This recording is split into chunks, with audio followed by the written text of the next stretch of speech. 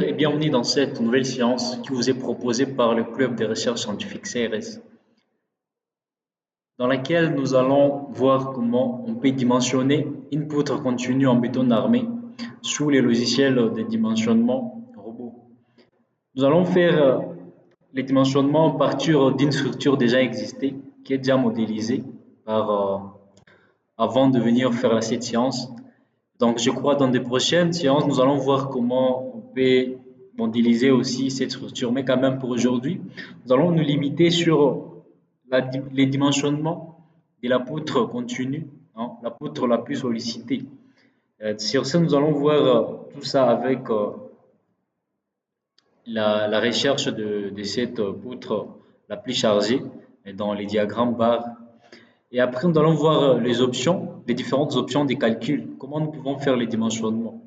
Et bon, et nous pouvons aussi voir comment utiliser certaines normes, mais quand même, je crois, les plus importants, c'est de se limiter sur la norme BAEL. Donc, on va dimensionner sous la norme BAEL notre poutre la plus sollicitée.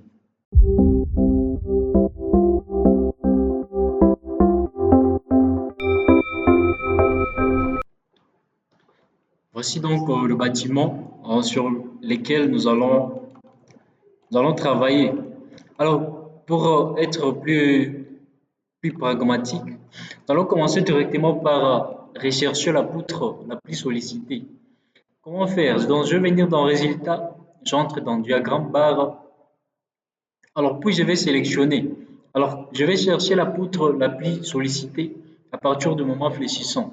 Donc, je vais prendre la poutre qui a un plus grand moment fléchissant. Donc, je prends MY qui est le moment fléchissant. Donc, je vais sélectionner. Je vais appliquer. Alors, après avoir appliqué, je vais faire la vérification. Vous voyez, là, c'est selon le poids propre. Je vais vérifier avec l'état limite ultime, donc parce que j'ai déjà fait la combinaison, j'ai déjà appliqué les charges. Donc, ce qui reste seulement, c'est de venir vérifier en genre les valeurs, hein. Alors, je peux voir qu'à l'état limite ultime, j'ai une poutre entravée dans le moment fléchissant, entravée qui est de 52,59 kN mètre. Donc, je peux venir à l'état limite de service. Alors, je vais voir que ça sera vraiment un plus petit moment. Alors, vous voyez, ça devient alors 38. Alors, je vais dimensionner ma poutre à l'état limite ultime, où le moment entravé est de 52,60 kN. Alors, pour voir très bien mes poutres, je peux désactiver les profilés. Voilà. Là, facilement, je vais voir que c'est ça la poutre la plus sollicitée. Alors, je peux sélectionner toutes mes poutres pour essayer un peu de voir très bien. Donc, j'entre dans PD. Ce sont les poutres, c'est juste la notation. Je vais je vais les sélectionner, puis je vais isoler. Voilà, j'ai déjà mes poutres. Alors là, facilement, je peux voir. Alors pour voir très bien, je peux normaliser. Je vais cliquer sur normaliser. Et là encore, je vais cliquer ici pour réduire l'échelle. Donc facilement, je vois que c'est ça, ma poutre. Oh, la poutre qui a un grand moment fléchissant, entravé. Voilà, donc c'est ça. Donc je vais la sélectionner. Alors, c'est la poutre, c'est la barre 1030. Donc, je vais encore réafficher les croquis des profilés. Voilà. Donc, je vais fermer. Alors, comme je vais faire une poutre continue, alors je peux prendre le long de cette file. Donc, je vais prendre toutes les travées sur cette file. Donc, je vais sélectionner. Je commence par ça. Je prends là aussi. Voilà. Là, j'ai toute la file. Puis, je vais terminer. Voilà. Je peux encore réafficher les profilés. Voilà, là j'ai ma poutre la plus sollicitée. Alors, qu'est-ce que je vais faire? Je vais commencer directement par les dimensionnements. Je peux venir ici dans dimensionnement, j'entre dans ferraillage réel. Comme je peux venir cliquer sur la dernière option que j'ai trouvée ici en bas. Alors, dans ferraillage réel, je vais attendre, je vais patienter.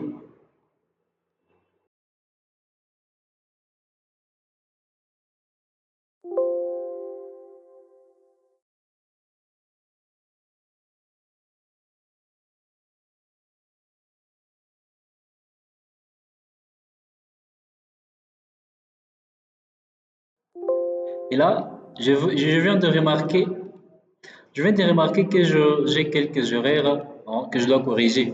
On me dit que l'élément ne sera pas pris en compte dans le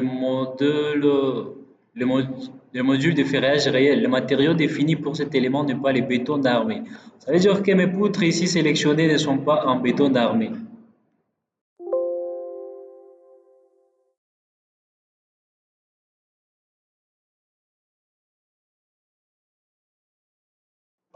Voilà, donc je viens de les sélectionner toutes les poutres. Donc je vais d'abord quitter ici.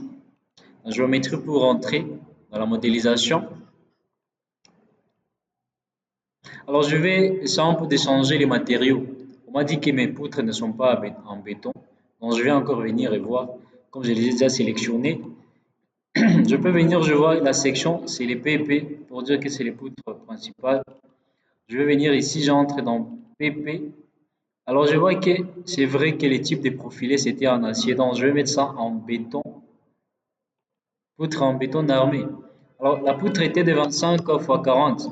Donc, je vais encore refaire la section. Alors ici, je peux même mettre PR en poutre principale. Je vais ajouter, je vais fermer. Alors, je vais attribuer tous ces éléments sur la poutre ici. Donc, cette section, je vais l'attribuer sur toutes ces poutres. Alors, je vais appliquer. Voilà. Je vais patienter que le logiciel puisse finir à générer voilà, ma fenêtre. Voilà. Donc, comme je viens de changer, je vais lancer les calculs. Vous voyez, les résultats là, aux méthodes des éléments finis ne sont pas actuels. Donc, je vais encore relancer les calculs. Donc, le but, c'est de dimensionner la poutre vraiment qui est en béton d'armée. Donc, le logiciel ne pouvait pas m'amener les options de calcul tant que ma poutre n'est pas encore en béton d'armée. Donc, c'était une poutre qui était en acier. Donc, je vais patienter que le logiciel puisse me générer les calculs. Et s'il y a encore des problèmes à corriger, alors je vais les corriger.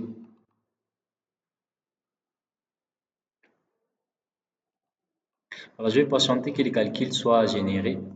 Puis, nous allons commencer alors le dimensionnement. Alors là, je vois nombre d'erreurs, c'est zéro. Nombre d'avertissements, c'est zéro. Donc, je vais commencer directement par dimensionner notre poutre continue. Alors, je vais patienter encore.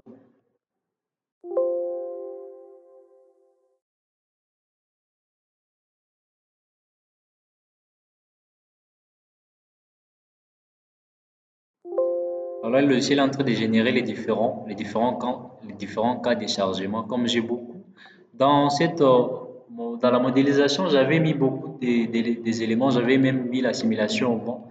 Si je viens ici, le vent, j'applique la charge du vent. Nous allons voir les différentes valeurs de la simulation. Comme par exemple, je peux prendre, vous voyez, là j'ai déjà appliqué la simulation au vent. Donc, je crois que dans de prochaines vidéos, nous allons voir comment modéliser ces bâtiments. Mais pour le moment, d'abord, nous allons nous baser sur la, les dimensionnements. Alors, je vais revenir à l'état limite ultime. Alors, je vais désactiver les croquis, soit les symboles de charge. Alors, je savais que ma poutre la plus sollicitée s'est trouvée, c'était 1030 après la vérification. Voilà, pour dire que je vais sélectionner toute la file. Bon, je vais prendre ça, je vais prendre aussi l'élément, je vais prendre aussi cet élément. Voilà, donc directement là j'ai ma poutre. Donc je peux venir ici dans ferraillage réel des éléments en béton d'armée comme je peux cliquer ici. C'est toujours la même chose. Ici c'est seulement les raccourcis. Donc là, le logiciel, je crois, ça ne va pas refuser ma, ma poutre parce que je l'ai déjà mis en béton d'armée. Alors là, c'est juste le logiciel me demande si je vais faire à l'état limite ultime, soit à l'état limite des services. Je vais prendre les deux. L'état limite des services, c'est pour vérifier les différentes déformations. Ici, c'est pour vérifier la flèche. À partir de là, je vais avoir les flèches maximales à ne pas dépasser. Donc, je vais cliquer sur OK. Je vais encore patienter.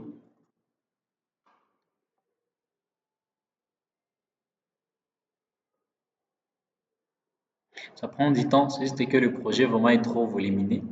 Vous voyez, j'ai vraiment beaucoup d'éléments. J'ai déjà même, là, je vois même la répartition. Hein. La répartition des charges modales portées dans des sens. Par exemple, là, que vous pouvez voir, là, il y a la répartition suivant des directions plutôt. Alors, là, c'est juste les différentes informations de ma poutre. Le long de la file, j'ai 19,25. Donc, en quittant d'ici jusque là, j'ai 19,25. J'ai 4 travées. 1, 2, 3, 4. Oh, je crois encore, ça c'est juste la section des 25 fois 40. Alors, ça c'est la travée. Alors, vous voyez la travée et des 4,75. Donc, je vais commencer directement. Les options que nous voyons là, c'est juste les options pour lorsque vous intégrez une nouvelle, soit un nouveau élément en béton d'armée. Donc, je peux venir ici, nouvelle poutre. Là, c'est nouveau poteau, ainsi de suite. Alors, pour le moment, je fais d'abord un élément qui se trouve dans ma structure, donc je ne vais pas toucher ça. Ici, la première option de calcul, c'est seulement lorsque vous voulez faire d'une manière qui est un peu personnalisée. Donc, vous-même, vous proposez vos propres valeurs. Bon, mais quand même, ce qu'on va utiliser aujourd'hui, ça sera vous proposer au logiciel de nous choisir entre les différents diamètres, soit les les différents éléments que nous allons choisir à partir de là. Donc, je vais venir dans le paramètre de l'étage. Code des niveaux, bon, ça dépend, je peux cocher. Alors, mais quand même, je ne sais pas la code des niveaux, de là où se trouve ma poutre. Donc, je vais revenir, là, je touche là-bas sur structure, donc je vais compter. Alors, je connais qu'un seul niveau à 3 mètres de hauteur. Alors, j'ai 1, 2, 3, 4. Alors, ça fait 12 mètres plus les 1,5, ça fait 13,5. Donc, je vais retourner dans poutre vue.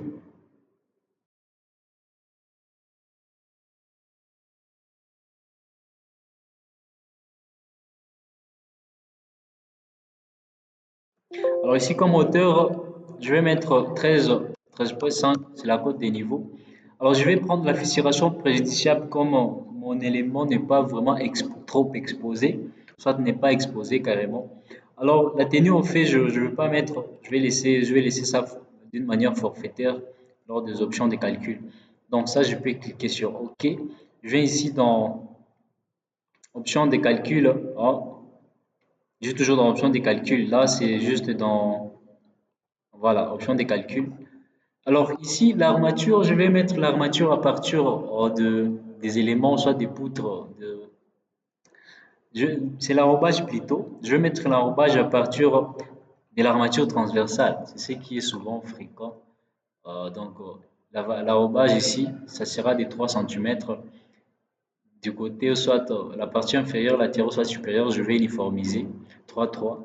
Alors, comme je ne suis pas, soit je n'ai pas fait mes calculs en tenant compte de la zone sismique, donc je n'ai pas mis des forces sismiques, donc je vais pas mettre la disposition sismique, donc je vais laisser ça. La tenue, on fait,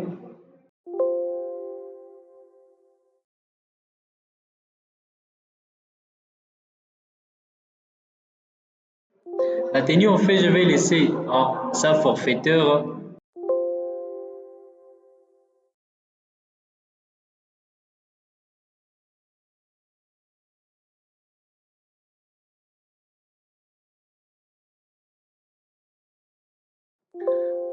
Bon, la tenue, au fait, je vais laisser forfaitaire la flèche. Ça, c'est la flèche admissible selon l'état limite des services. Alors, la tenue, au fait, je vais laisser ça forfaitaire. Je ne vais pas calculer. Donc, pour le moment, je vais d'abord faire le dimensionnement qui est un peu basique, qui est standard, on a l'habitude de voir. Alors, pour le béton, j'ai pris les matériaux français. Je rappelle que je suis en train de travailler avec les balles 91 modifiées 99.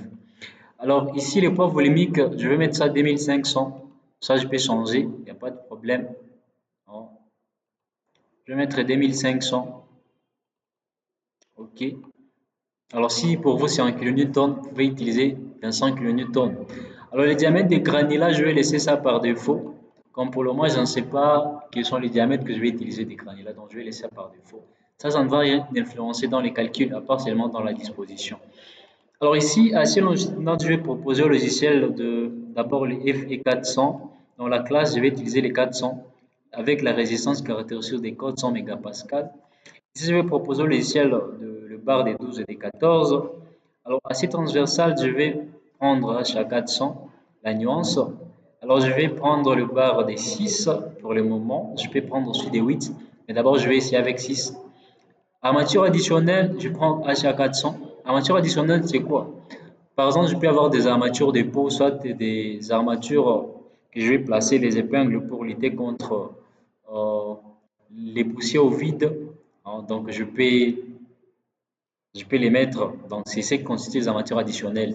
Donc, les armatures additionnelles, c'est toutes les armatures qui ne sont pas transversales ou soit toutes les barres plutôt qui ne sont pas longitudinales. Euh, voilà, donc je peux les laisser comme ça. Pour les armatures additionnelles, je vais mettre même 12, ça va. Ah. Alors, je vais enregistrer sous. Lorsque je vais encore revenir dans les dimensionnements, peut-être je peux encore retourner ici pour ne pas encore recommencer.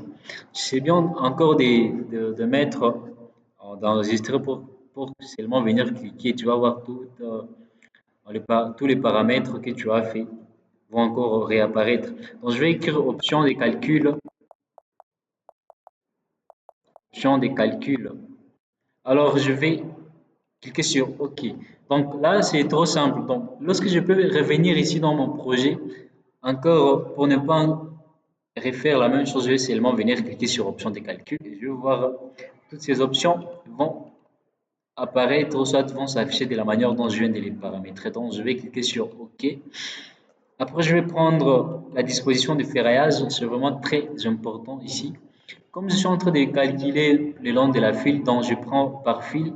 Si c'était une poutre isostatique, soit je voulais faire ça d'une manière isostatique, je devais mettre ça par travers. Ça, c'est juste la disposition, ce n'est pas les calculs. Donc, il ne faut pas faire la confusion entre les calculs et la manière dont de disposer. Donc, moi, je dispose ça par fil, je ne vais pas disposer ça par travers. Je vais vous montrer la différence entre par fil et par travers. Alors ici, il y a plus de bétonnage, je vais laisser ça automatique. Barre droite, ça c'est juste la barre, la dimension, soit de la barre lorsqu'elle est au quincaillerie, lorsque vous allez l'acheter. Hein, donc moi, dans ma région, les barres viennent en étant de 10,5 mètres de hauteur. Là, c'est le diamètre minimal de la barre dans la poutre. Voilà, longueur modulée 0,1, ça va, 1 cm. Les modes de ferraillage longitudinal, je peux utiliser le bar minimal c'est 12. Comme j'ai choisi entre 12 et 14, donc vous voyez que c'est logique que la barre soit des 12, la barre minimale, comme j'ai pris 12 et 14. Ici, c'est les différentes valeurs des espacements. Bon, pour le moment, je vais les modifier. Comment je vais laisser ça par défaut comme ça? Là, c'est minimal, là, c'est les max. Ici, c'est les barres bateau. Si je vais incorporer des barres bateau dans mon ferraillage, je peux venir ici, je vais changer. Mais dans de prochaines vidéos, nous allons voir comment utiliser tous ces paramètres que je ne vais pas toucher. Donc, j'entre dans inférieur. Alors ici, si je clique par là,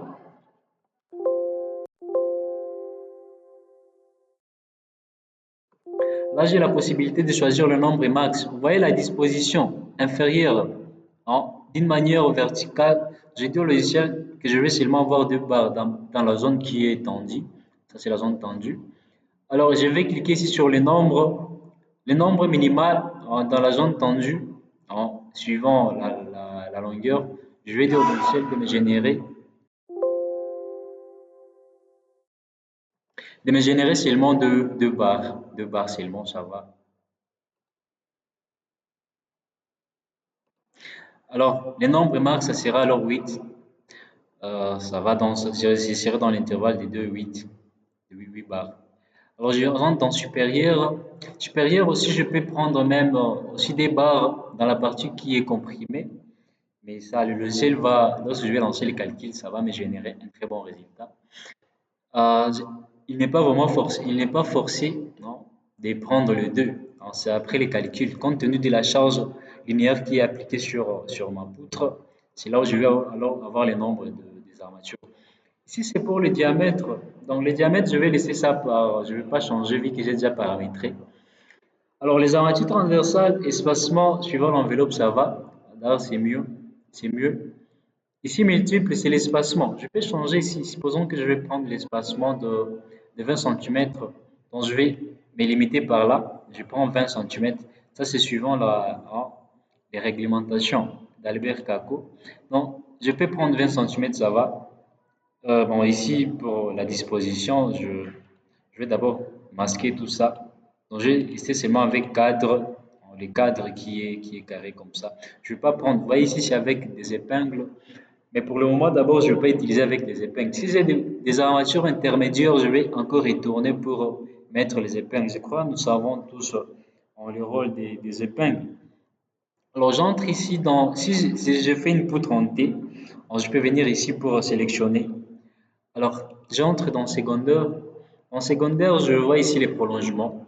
Ici, on me dit que les prolongements suivant la norme doit être la longueur ici dans l'appui, dans les prolongements de barre, doit être inférieure à 1 mètre. Hein. Donc, c'est vraiment logique. Alors, ici, les ferrailles au-dessus de l'appui, je vais utiliser en continu. Alors, je vais pas, si je vais au nu de l'appui, je vais cocher. Mais quand même, je vais utiliser ce qui est plus courant. Alors ici, l'armature de peau, je peux utiliser. Pourquoi l'armature de peau? Normalement, l'armature de peau, c'est pour limiter en le fissure superficielle verticale sur les faces latérales. Bon, ou soit ça peut aussi renforcer l'adhérence des armatures longitudinales. Hein. Ça peut aussi arriver. Et souvent, bon, pour stabiliser les ferrailles pendant les bétonnages, souvent pour les poutres de grande hauteur. Mais comme ma poutre, normalement, des poutres de grande hauteur à partir de 60, ça va. Mais moi, pour plus de sécurité, je peux mettre ça, compte tenu des différents choix, soit des cas. Aussi, bon, ça peut aussi limiter en défissuration de surface due aux efforts de cisaillement. Surtout si à raison de de ces cas que je vais les mettre. Pour essayer un peu de diminuer, soit de limiter les fissurations en surface dues aux efforts de cisaillement, ou soit retrait des vibrations thermiques. Moi, je trouve que ce serait intéressant que je puisse mettre des armatures de peau. Mais quand même, pour le moment, je ne veux pas les mettre. Je vais les mettre après. Alors là, la forme, pour les armatures principales, je peux utiliser donc les crochets. Ça, 35 en degrés. À droite et à gauche, ça va. Ici, ça c'est important. Crochet seulement si nécessaire. Là, ça va, mais crochet, soit ça va mettre les crochets si vraiment le dossier trouve qu'il y a nécessité compte tenu de la charge qui est appliquée. Dans la disposition des ferraillages, ça va me dire, ça va me montrer les zones, soit ça va enlever les crochets dans certaines zones dont les crochets vraiment n'ont pas beaucoup d'importance. Ici, ce sont les cadres, je vais laisser ça 35, ça va, cadre vert. Les épingles, les crochets, je ne vais pas changer pour le moment, donc je vais cliquer sur OK. Puis, je vais lancer les calculs. Ici, les autres options qui sont là, c'est juste là, c'est pour définir la section.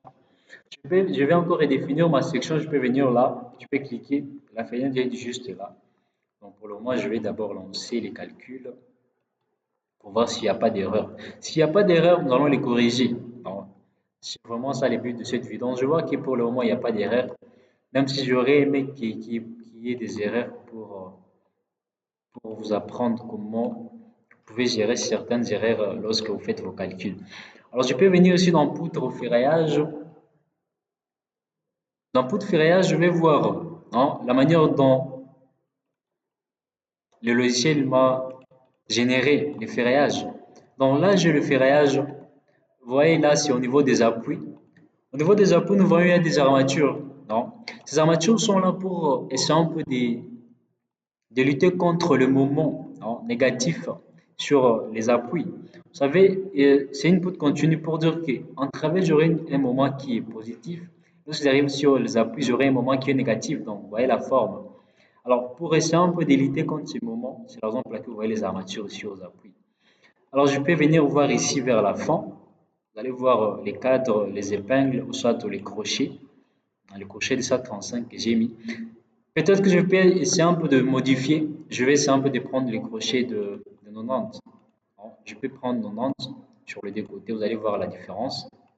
Je vais cliquer sur OK.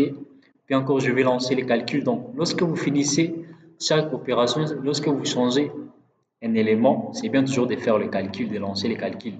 Donc, vous voyez là, je viens de voir une autre manière de la disposition des crochets. Alors, vraiment, ça, moi, je n'apprécie pas. Donc, je vais retourner sur ce qui est plus courant. Donc, je vais prendre ça 35, ça 35. OK. Encore, je vais lancer le calcul. Après, ici, je vais voir comment je peux mettre alors la poutre en l'armature du pot. L'armature du pot, j'ai essayé un peu de donner les différentes raisons pour les mettre, mais quand même, moi, je les mets pour essayer un peu de lutter contre les fissurations en surface dues aux efforts de cisaillement. Donc, je vais essayer un peu de mettre l'armature du pot. Alors, là, c'est les espacements. Euh, je peux encore entrer ici. Je vais entrer dans forme, soit dans secondaire. Armature des pots. Alors, je connais que la hauteur de ma poutre, elle est de 0,4 mètres, voire même 4 centimètres. Alors là, c'est la hauteur de là jusque là, là, elle descend juste là. Alors, je vais mettre seulement une seule barre. Donc, je vais mettre 0,2 au milieu. Je vais mettre la barre au milieu. Alors, je vais cliquer sur OK. Alors, je vais encore relancer le calcul. Voilà, donc je peux voir que j'ai l'armature des pots juste au milieu. Ah. Alors, je vois il y a des cadres. Oh, ça, je vais enlever. Bon, ça, c'est juste pour maintenir les armatures. Bon, même si vous voulez, vous pouvez enlever parce que on peut les maintenir ici par le fil, hein, par les ligatures. Donc, je peux les enlever, ces cadres si je veux. Alors, je peux venir ici. Encore, je retourne. Je prends encore secondaire. Ici, encadrer, je ne vais pas encadrer ça. Donc, je vais cliquer sur OK. Encore, je vais lancer les calculs. Voilà. Alors, voilà les armatures des pots que je viens de mettre dans mon ferraillage. Alors, ce sont juste les armatures additionnelles qu'on met juste en fonction de certaines contraintes.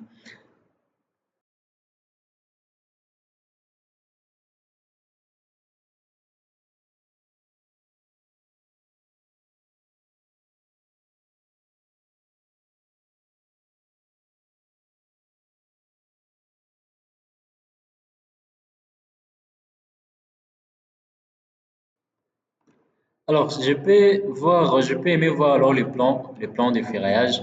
Alors là, je vois que j'ai seulement le bar. Dans la partie inférieure, le bar des 12. Dans la partie inférieure encore, le bar des 12. Donc, vraiment, c'est la partie où il y a, c'est la partie qui est la plus tendue. Ici, c'est la partie comprimée. Ça, c'est la partie tendue. Alors, je vais voir les barres transversales, c'est les barres des 6. Pour plus de détails, je peux venir cliquer là-bas pour essayer un peu de voir le- les plans d'exécution de ma poutre. Voilà, là j'ai le plan d'exécution. Là je peux lire très bien. Je vois un c'est l'armature placée dans la zone qui est supérieure. Donc je vois que c'est ces deux barres. Donc là vous pouvez lire 9, vous pouvez voir seulement 9. Et là, je vais venir voir 9, c'est combien de barres. J'ai DH à 14, donc ça on peut lire seulement facilement. 6, c'est dans la barre, dans la partie tendue. J'ai DH à 14. Là, j'ai l'armature, j'ai les codes, j'ai la forme, ça c'est juste le bordereau. Là, j'ai la longueur en mètres. Alors là, ça c'est la première travée. La première travée, P1. Alors, je peux voir la deuxième travée. Là, je peux voir la troisième travée. Là, je peux voir la quatrième travée. Ça, c'est juste les différentes sections. Si je reviens ici. Alors, les coupes sont là. La coupe CC, c'est ça ici. Alors, ça, c'est juste les tableaux, les plans d'exécution. Si vous faites la coupe très bien, vous allez voir que c'est... Voilà, donc nous sommes à la fin de notre séance d'aujourd'hui.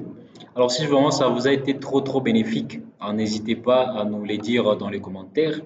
Et aussi, si vous avez des problèmes avec ce logiciel, ça, vous aimeriez qu'on puisse vous proposer d'autres vidéos, n'hésitez pas à demander, n'hésitez pas à nous écrire dans les commentaires. Nous allons voir comment on peut répondre à vos différentes demandes. Sinon, merci pour aujourd'hui et rendez-vous à la prochaine.